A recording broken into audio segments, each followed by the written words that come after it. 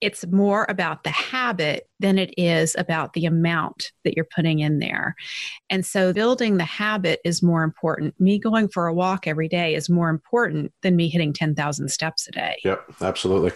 You eating a healthier diet more days than not is more important than you hitting the diet exactly as it's prescribed every single day.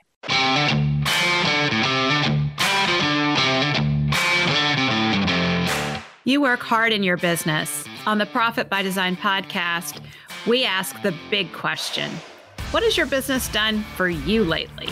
Hi, I'm Dr. Sabrina Starling, the business psychologist, the author of How to Hire the Best, and your co-host on the Profit by Design podcast.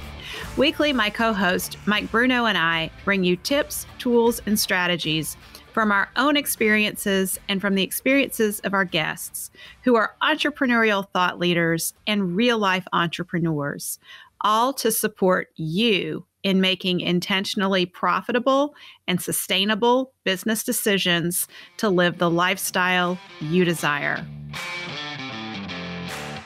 At Tap the Potential, we know that you want to be freed from the constant demands of your business. In order to do that, you need a business that supports your life. The problem is you have a cash-sucking business taking over your life, leaving you frustrated and discouraged. We believe work supports life, not the other way around. We understand you're paying a team and you're still having to do it all.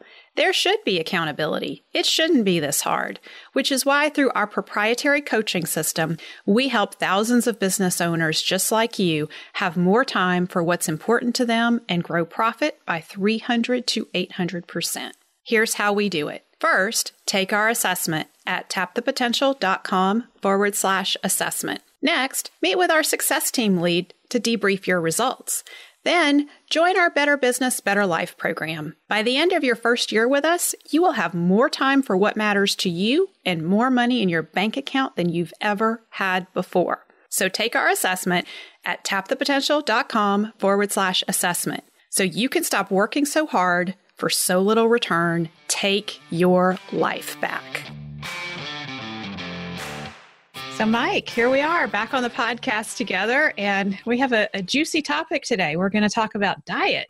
Right. We're going to talk about personal diet, but then how it translates to some things with business that I think is pretty interesting. So I started to think about this because, I've always struggled with my weight my whole life. And, I would go on a diet, lose weight, and then you slip a little bit.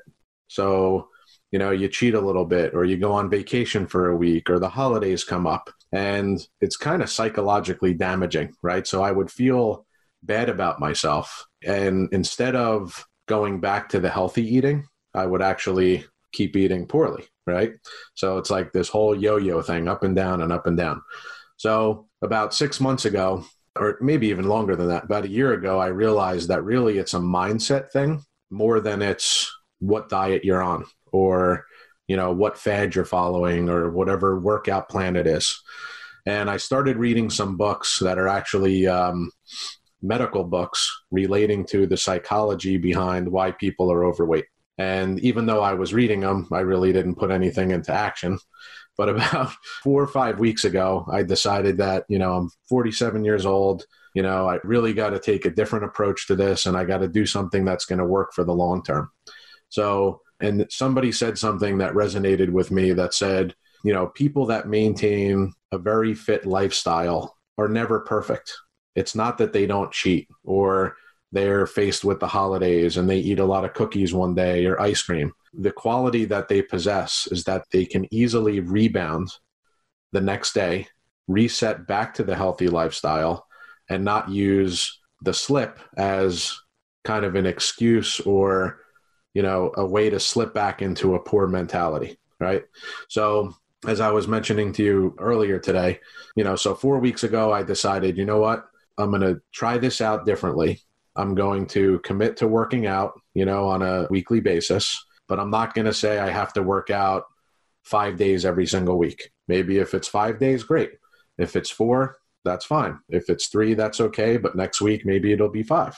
But I'm committing to maintaining a healthier lifestyle from a long-term perspective, right? That whole marathon approach, not just these short bursts. So, and the other thing that troubled me too was, some days you wake up and you have to leave the house maybe at 6 o'clock in the morning to go to a meeting. So even though you wake up early, you don't have time to cram in a 45-minute workout. So even like yesterday morning, I did it for 15 minutes. But my old self would have just forgotten about it and said, you know what? You don't have any time at all. Do it the next day. Oh, all or none thinking. Right. Exactly. Next day comes and I'm like, well, you didn't do it yesterday. Start next week. And then next week and next week and next week. Right. So, in my process of transforming my personal habit, I started to think the other day how much this relates also to business. So, all too many times we're faced with, these kind of ups and downs of business. Some months are fantastic. Then we're hit with some kind of business woe, whatever it is. Maybe it's a cash flow dip or an employee problem or, customer problem or wherever it may be. And it's easy to forget about the other things, right? The things that we need to keep intact to maintain a good, healthy business from a long-term perspective. And we get these bad habits again. And we start reacting to those fires and putting all those things out and bringing ourselves back into the business full force. And we're not concentrating on all the things we're supposed to concentrate on. So I'm sure everything I'm saying is hitting a bunch of thoughts with you. I know you have a lot of experience. So. Well, I have experience taking people through this, and I have experience in my own life going through this. So what's resonating for me is at the beginning of the year, for a long time, I have had it in mind that I have an ideal day. And my ideal day is I will wake up, I will get a leisurely cup of coffee. I'll find, one of 300 business books that are stacked up on my to-do or to read shelf over here. And I'll pull one of those off and I'll read it. And then I'll journal and I'll meditate. And then I'll exercise or go for a walk for an hour, which all of that together probably would take me 3 hours to accomplish. And it never happens. So what I did start doing, though, at the beginning of the year is identify there are certain things in my life that I want to do more of. One of which is more exercise and more days where I stretch. And so I have a goal to walk 10,000 steps a day. That doesn't happen most days. But I did decide, you know what? I want to do more than I did last year. So let me look at last January and see how many 10,000 step days I had in January, because I have it on my phone. And I think there were like 2. So that is pretty easy to beat. So I'm proud to report in this January, I have about, I think 7 or 8 days of 10,000 step days logged. And it's not that I'm not walking those other days. I am. I just don't have as much time those other days. So I still walk. But I feel really good because I know I have done more 10,000 step days this year than last year. So I am more active this year than last year. And the same with stretch days. I don't know how many I had last year, but I'm logging them for this year and trying to every month up my total so that I have more stretch days. And so it's about building the habit more so than doing it exactly right, which ties into profit first. And I know that may feel like, well, that's a big stretch. Now she's talking about exercise and now she's talking about profit first. But the thing is with profit first, what we notice a lot, and I did this when I started profit first, is I wanted to put everything that I could at the profit account, the highest percentage I could. The target allocation percentage is what I was going for. And Mike McCallowit said, no, don't do that because you're going to end up having to pull it out and that's going to feel bad because that feels like you're not able to do it. He said, so start small, start with 1%. And that way you'll be able to sustain it. It's more about the habit than it is about the amount that you're putting in there. And so building the habit is more important. Me going for a walk every day is more important than me hitting 10,000 steps a day. Yep, absolutely. You eating a healthier diet more days than not is more important than you hitting the diet exactly as it's prescribed every single day. That's a good point. Yeah, I think that's the key word right there is the habit. When I think about, it's the habit of everything, right? So it's the personal habits and keeping a goal in mind and keeping, working towards that goal, but it's the little steps, right? It's understanding that, the whole cliche saying of, running the marathon and it's not a sprint, you're going to have miles that are slower than others. And then but the idea is you're going to win the marathon at the end of the day, right? Or you're going to finish the marathon, whatever that may mean. And I think, certainly for me, that's like a big aha moment is, just understanding that, all too many times we get in the weeds. And I knew it more for business than even my personal life. I knew that if I'm going to react to something and go down this rabbit hole within my business on a day-to-day basis, that it's going to be detrimental to me moving forward with my other goals and the things that I really need to concentrate on. But I never thought about it personally. But I'm sure instilling it in my personal life will also translate to better functionality in my business life. And it kind of works hand in hand. Yeah, the lessons that we learn in business apply to personal life and vice versa. And I'm really intrigued by the all or none thinking and how that applies in business, because just like you're saying, we can have a situation where we run into a crisis. So say an employee quits all of a sudden. We've been working really hard on building a system in our business around how we're delivering our service. And then we have an employee quit, and the temptation is to just throw up our hands and say, right. Now I can't do that anymore. I have to go focus on hiring and throw everything out the window. And we have to address those issues that come up in our business. Obviously, we can't ignore it, but it doesn't have to be all or none. We can continue our progress forward on the system we were working on while we then address what's going on with having to hire and bring in a new team member. It's the cycle that we get in where we say, I can't do it now because I have to go over here and focus on this. I really feel like that sets us up to burn out, because we're always running around feeling like we're chasing and whacking moles and never getting anything accomplished in the business. That's very true. And I think, both of those comments are key takeaways. It's developing a habit in each one of the functions that you need to perform, right? As the business owner, or whatever your key responsibilities are, both in business and then in your life.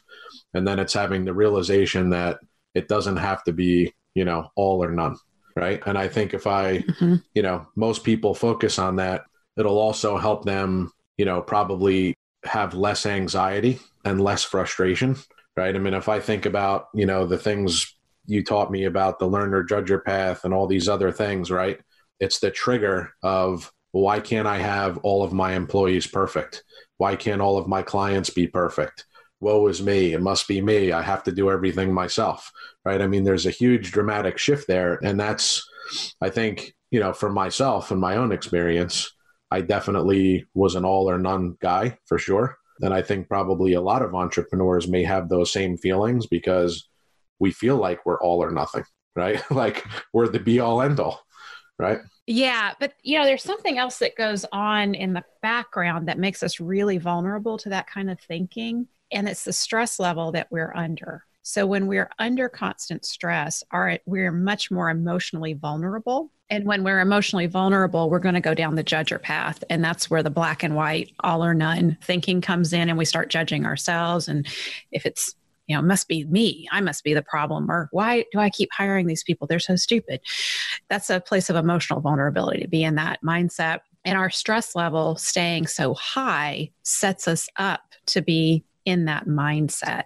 So managing our stress level as entrepreneurs more effectively helps us to think more from the growth mindset and go down the learner path rather than the judger path. Makes sense. Yeah, I mean, as we're talking about all this stuff, it's definitely closing a lot of loops, I guess, for me, like learning all these bits and pieces, and then, really focusing on, because of course I've been pivoting, right? So had my own company full time, went and worked for a company full time. Now for the last 5 months, back into a company again.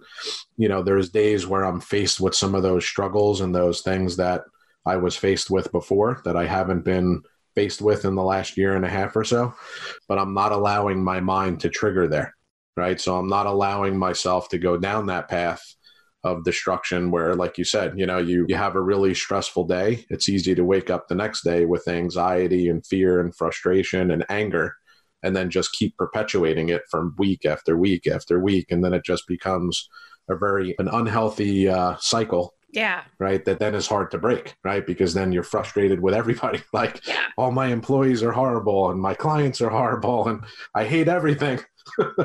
It's a downward spiral. And for myself, one of the things that I did last year is I made an intention to meditate daily, 10 minutes using the Calm app. And I had I think 167-day streak going at one point. And I have never been successful at maintaining meditation because, I have a very active mind. It runs constantly. And so I decided, and it's the all or none thinking, I'm just going to sit for 10 minutes. And every time my mind wanders and I notice it, I will bring it back. I'm going to be patient with that. I'm not going to judge it. I'm just going to let it be. So I'm pretty sure that about 80% of those days in that streak, I was not, focused on my breathing for 10 minutes straight. I'm sure my mind was going, but I brought it back, and it was the practice of bringing my attention back. Yep. And I'm not a good meditator still. I still have the mind wandering. I was meditating this morning. I was like, wow, look at that. My mind's really going. But what I have noticed in the course of the year from doing this is things will happen in my life or in my business. And instead of me going, oh my gosh, I can't believe what just happened, I find myself going, look at that. That's kind of a bad thing. And what surprises me is the lack of stress that I feel in relation to this, whatever this situational event is. And it doesn't mean I'm not handling it or that I'm ignoring it or glossing over something. I'm just not getting worked up. Like the trigger, there's a longer space between the trigger and the fire mechanism in my brain. Right. And it's helping me to calm the reaction down. So, I feel like for me, I've been thinking about this and I've been learning about this about myself through a tremendous amount of failure, right? But also a tremendous amount of learning and investing in myself on a continual basis. So is there a way to avoid the failure part and put some of these things into place? Let's say for somebody who's, is going through some struggles right now, but doesn't want to continue to, I feel like a lot of the learning that I do is a culmination of all of this self-improvement stuff, but it's a tremendous amount of school of hard knocks, right? Mm-hmm. So, I've been in business now for, almost 30 years, right? So what if, we have somebody that's in business for 10 years or 5 years, and they're maybe not, thinking about this? Do you feel like it's possible for somebody to shift their mind or to develop these tools internally to think about it different? Yes, I do. And I think about the 4-week vacation pledges because we have the Breakthroughs on the Bayou coming up here. And we have 10 Trailblazer awards that we'll be giving out. And those are people who have pledged to take a 4-week vacation, and either in the year previous they made it happen or this year they made it happen. We have a total of 10. And what's interesting to me is I asked them on their retreat questionnaire, have you taken a 4-week vacation? 10 people said yes. And at the same time, when I'm in conversation with them and we talk about the 4-week vacation, I will hear them say, I didn't actually take a 4-week vacation because this went wrong or that went wrong. And it was actually only 3 weeks. And I hear them giving themselves the failure, like I failed this because I didn't hit 4 weeks and totally disconnect from my business. I'm hearing I hit 3 weeks totally disconnected from my business. And I'm like, that's a celebration. Let's celebrate that. And so it's that all or none thinking. And when it comes to a 4-week vacation, the success, the win around it is all the things that were put in place in that business to make it possible for that business owner to be out for 3 weeks without having to check in. Yep. That is a huge success to be celebrated, even though they didn't make it a full 4-week stretch. It was setting out on the journey with intention and doing the things that needed to happen, even though you didn't get the result, the exact result that you had in mind. And I think it is when you say, failure and how do we deal with failure, I think we have to be really careful about what we define as failure. So if I have a negative month in the business where there's more expenses than revenue coming in, I could walk around and say, wow, I suck. I'm a failure. Or I could look at wow, I've had 10 years of, positive revenue growth, and now we're going through a growth cycle. It's a little bit of a step back here. So we have to be careful about what we label and the things we tell ourselves about what's going on in the business. And what is the story that we start to construct when we encounter something stressful in the business? And is there a different, healthier story that's going to help us be more resilient in dealing with that? Yep. Good. So with the word intention, it's kind of a tricky word, right? Because sometimes intention can be you intend to do something, but you don't, or you intend to do something and you do. So how could that, intention and the word intention and, I intend to do X, Y, Z translate into forming those habits? So, okay. So I intend to walk 10,000 steps. I set out and I don't get 10,000 steps. I get 6,000. Then I need to look at, well, what happened? What interfered with that? And right. I just had to start noticing, how long does it actually take me to walk 10,000 steps? I wasn't giving myself enough time in the morning to walk 10,000 steps. I was giving myself enough time to do 6,000 and then getting frustrated with myself for not getting 10,000, right, which was a setup for failure.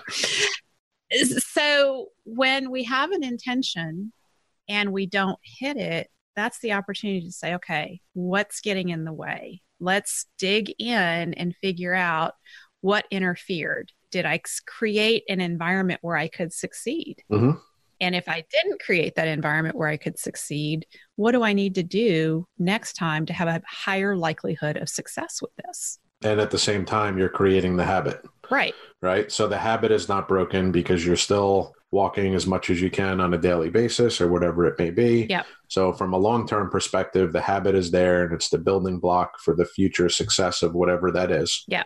Right. And then analyzing it, not from a, point of depression or frustration or all these other things, but see if there's small changes and tweaks to actually hit the goal. Or maybe, maybe your average is going to be 6,000 steps per day, but it's still a habit and you don't feel bad when you hit 6. That's better than 2,000, which is what I get when I sit and I work all day, so that's 3 times better. It's really about the glass half full versus the glass half empty kind of thinking about things. There's an interesting little phrase, and it's the phrase yet. So I'm not good at public speaking. That is kind of like just kind of putting the nail in the coffin. Like, I stink at public speaking, never doing it. Right. Versus saying, I'm not good at public speaking yet, which implies there's the opportunity for me to learn. One of our clients, Andrew Twardzik at the retreat, has a quote that the 4-week vacation is a set of skills that I don't have yet, and I can get them. Yeah, that's awesome. That is really good because, it certainly, a lot of the frustration that business owners have is that you have a goal and then you don't quite hit it, right? So then it's the frustration of, well, forget it. Nobody's following the system or nobody's doing this, so forget it, right? But even just using that phrase, right, yet, like, okay, as a company, we're not quite there yet, but we're going to get there, right? Instead of saying, we suck at customer service, and then I'm going to fire the 3 people that do it. Yeah. Right. You can say my customer service team is not quite, at the level yet where we're trying to reach, but then this is what we're going to do to get there. Yeah. Right. And you're not breaking down the little bits and pieces that you put in place already. Yeah.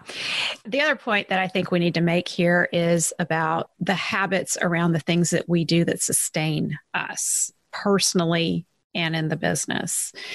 And when it comes to dealing with the stress and the burnout that we're all susceptible to as entrepreneurs, it's really interesting to me how we abuse ourselves, essentially. We're going to work 60, 70 hours a week. We're not going to eat well. We're going to eat crappy food, and we're not going to sleep good. And we got to do this on an ongoing basis because the business needs that from us. Like, we've got to, handle all these things, plug all these holes in the business. And then we start to feel disconnected, angry, cynical. We pull away from our family. We feel like no one understands us. all of that is part of us not taking care of ourselves as entrepreneurs and having unrealistic expectations about what we're physically able to endure. So all that mental stress that we experience as entrepreneurs has a physical toll on us because it keeps us running around in fight or flight mode. And you and I had a really interesting discussion about fight or flight and the impact of having the cortisol running through our bodies constantly and what that does to us. It sets us up for all kinds of health problems, diabetes, heart disease, high blood pressure, just terrible things. I was talking about lack of sleep, and lack of sleep chronically is a huge risk factor for dementia. Like, I don't want dementia. That's not going to serve me well. And so I see us entrepreneurs just kind of acting like we're superheroes. Like we can just get it done. We can just muscle through, power through, and make it happen. No matter what toll it takes on us, we'll do what we need to do to get it done. That's a very unhealthy way of being. And so I think it's really critical that we start looking at what do we need to do to sustain for this marathon journey that we're on. Like someone would not climb Mount Everest after working 70 hours a week and sleeping, 5 hours a night. You just won't have success climbing Mount Everest like that. Or if you've been eating McDonald's for a month, you're not going to go out and climb Mount Everest. It's going to be crazy.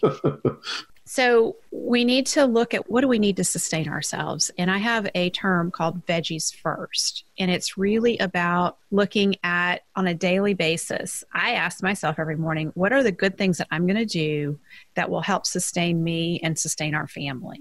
And so I write it down. I have an intention every day. Like today it's going to be 10,000 steps, or you know what? It's raining outside, so it won't be 10,000 steps. Today I'll stretch, or today, who knows what, I'll find something active to do.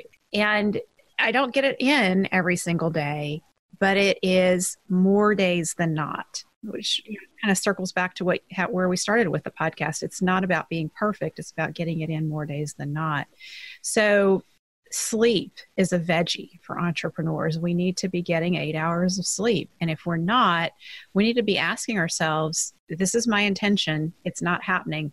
What's getting in the way? What's interfering with that? What can I change in my routine or my environment or my diet that would help me get more sleep? And for me, it's not even about getting 8 hours of sleep. It's about getting more sleep than that I got the week before. And again, trying to gradually build up.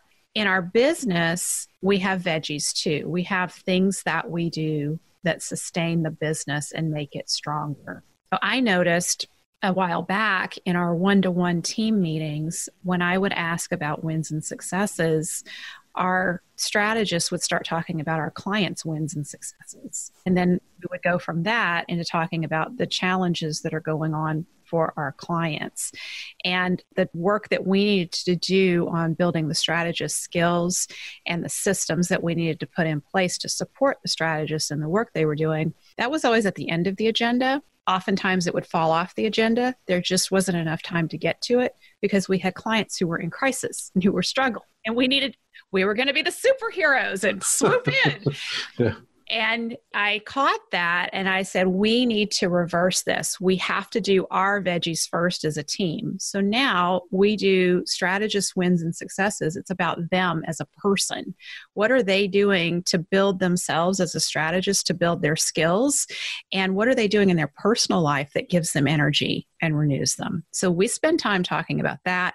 Then we move into talking about systems in the business that support the work we do and the improvements that we're making there. Mm-hmm. And then we get to client issues that we need to deal with. And here's a little secret, Mike. Sometimes we don't talk about the clients in those one-on-ones.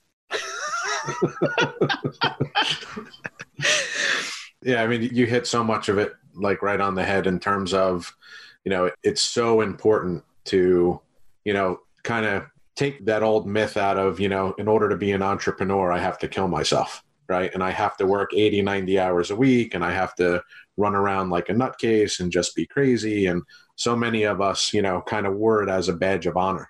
right? Like, I remember, even when I was younger, going out to a dinner party or something, and you're meeting somebody and you say, oh yeah, I own a business, and, I worked all day today. Well, today's Sunday. Yeah, I know, and I thought I should be proud of that. Right. But I was really just an idiot. Yeah. Well, and it's not just, I worked all day and I worked this entire month. I haven't had a day off. And look at you over there. You're working your 40-hour week. It's kind of like, you should feel bad that you're working a 40-hour week. 'Cause look at me, man, I'm really putting hours in.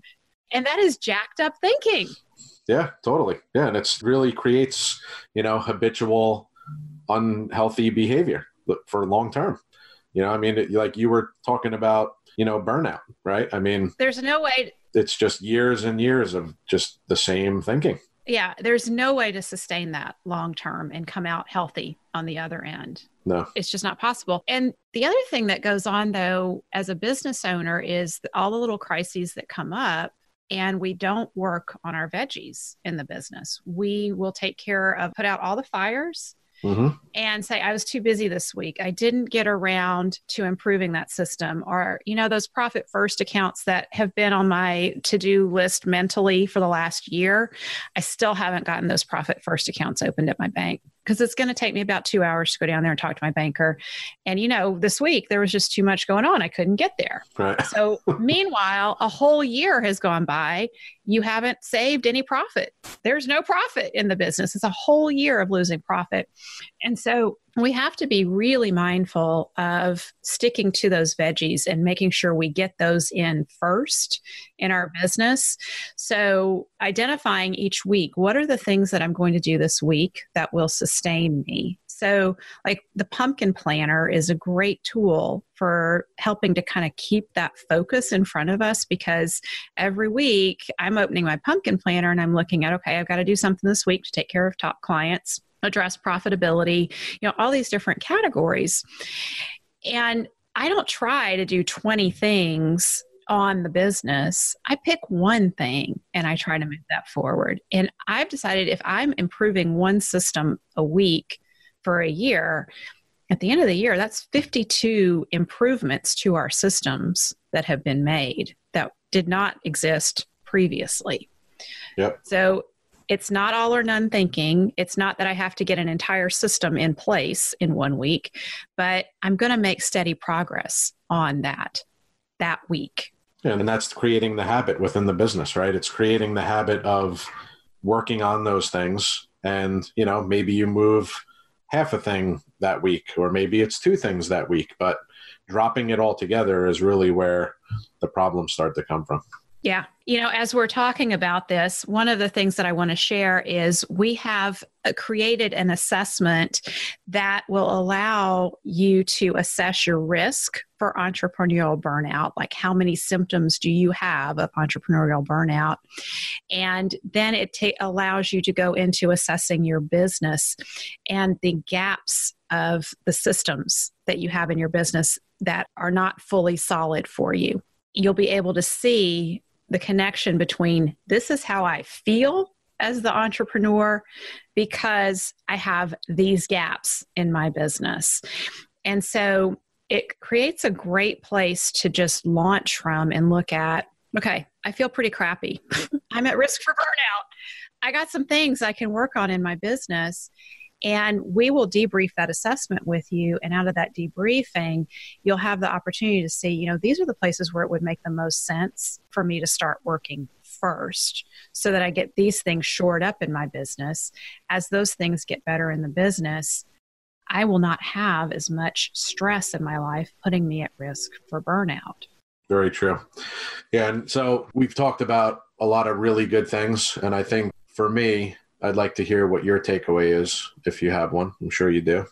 But certainly, I love that yet comment. I think that's really cool.